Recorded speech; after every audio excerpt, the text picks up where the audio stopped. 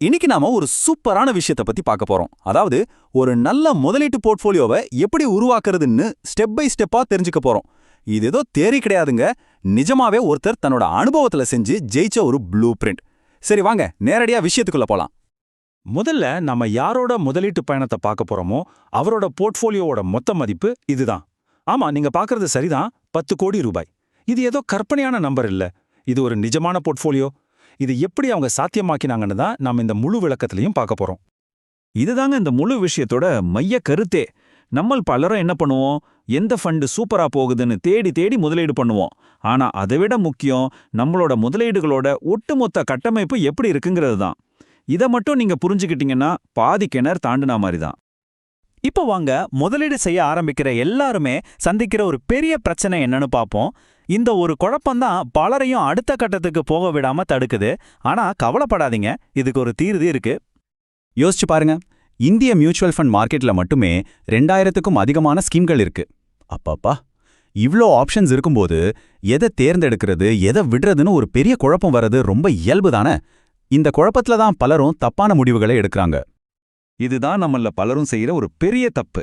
போன வருஷம் ஒரு ஃபண்ட் நல்லா ரிட்டர்ன்ஸ் கொடுத்துருக்குன்னு பார்த்ததும் உடனே அதுல போய் பணத்தை போடுறது. ஆனா இந்த உத்தி ரொம்ப ஆபத்தானது. பெரும்பாலும் நஷ்டத்துல தான் முடியும். ஏன்னா நேற்றைய வெற்றியாளர் நாளைய வெற்றியாளரா இருக்கணும்னு எந்த அவசியமும் இல்லை. இந்த 2 அணுகுமுறைக்கும் உள்ள வித்தியாசத்தை கொஞ்சம் பாருங்களேன். ஒரு பக்கம் வெற்றியாளர்களை துரத்துறது, ஒரு திட்டமே இல்லாம போன வருஷம் என்ன நடந்துச்சுன்றதை மட்டும் வச்சு முடிவெடுக்கிறது. இதனால நம்ம போர்ட்ஃபோலியோ ஒரு குப்பை மாதிரி ஆகிடும். இன்னொரு பக்கம் ஒரு கட்டமைப்பை பயன்படுத்துறது. இது ரொம்ப திட்டமிட்டது, எதிர்காலத்தை யோசிச்சு செய்யறது. இதனால ஒரு சமநிலையான உறுதியான போர்ட்ஃபோலியோ உருவாகும். நாம இப்போ அந்த வழியை தான் கத்துக்க போறோம். சரி, அந்த எல்லா குழப்பத்துக்கும் ஒரு முற்றுப்புள்ளி வைக்கிற ஒரு சிம்பிளான ஆனா ரொம்ப சக்தி வாய்ந்த ஒரு கருவியை இப்போ நான் உங்களுக்கு அறிமுகப்படுத்துறேன். சொல்லப்போனா இதுதான் இந்த முழு விளக்கத்தோட ஹீரோ, 3x3 கட்டம். முதல்ல இந்த அடிப்படை கட்டமைப்பு பாருங்க, ரொம்ப சிம்பிளா இருக்குல்ல. இதுதான் நம்ம முதலீடுகளுக்கான ஒரு வரைபடம், ஒரு ப்ளூ பிரிண்ட். இப்போ இந்த காலிக்கட்டத்தை 2 முக்கியமான விஷயங்களை வச்சு நிரப்பலாம். இடது பக்கம் பாத்தீங்கன்னா மார்க்கெட் கேப், அதாவது large cap, mid cap, small cap. மேல பாத்தீங்கன்னா முதலீட்டு பாணி, அதாவது growth, வேல்யூ மற்றும் மொமெண்டம். இதோட சூட்சமம் என்னன்னா, எல்லா நேரத்திலையும் எல்லா கட்டங்களும் ஒரே மாதிரி செயல்படாது. சில சமயம் growth ஃபண்டுகள் நல்லா போகும், சில சமயம் வேல்யூ ஃபண்டுகள் கை கொடுக்கும். லார்ஜ் கேப் ஸ்டேபிளா இருக்கும்போது ஸ்மால் கேப் ராக்கெட் வேகத்துல வளரலாம். இதுதான் உங்க போர்ட்ஃபோலியோவுக்கு ஒரு உண்மையான பாதுகாப்பையும் சமநிலையையும் கொடுக்கும். சரி, இந்த கட்டம் எல்லாம் ஓகே. இது எப்படி நிஜ வாழ்க்கையில பயன்படுத்துறது? அந்த முதலீட்டாளர் எப்படி இந்த கட்டத்தை தனக்கு ஏத்த மாதிரி மாற்றி தன்னோட பணத்தை இதுல ஒதுக்கீடு செஞ்சாருன்னு வாங்க இப்ப பார்க்கலாம்.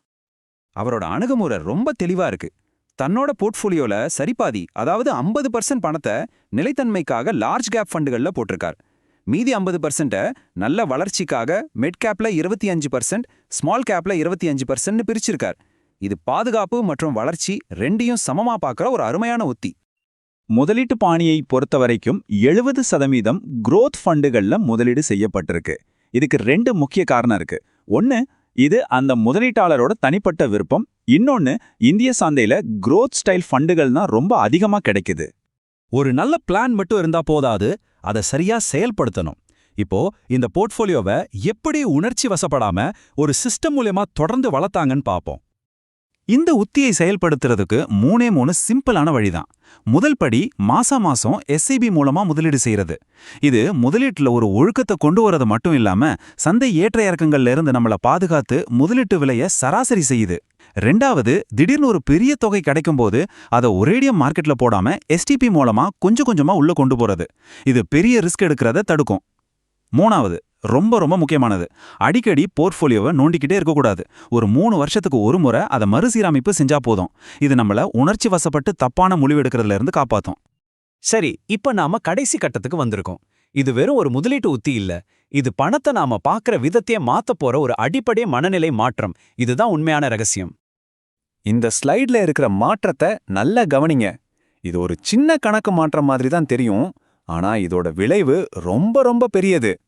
பொதுவா நம்ம என்ன பண்ணுவோம், வருமானம் வந்ததும் எல்லா செலவும் பண்ணிட்டு கடைசியா மிச்சம் இருந்தா அதை சேமிப்போம். ஆனா செல்வந்தர்களோட ஃபார்முலாவே வேற.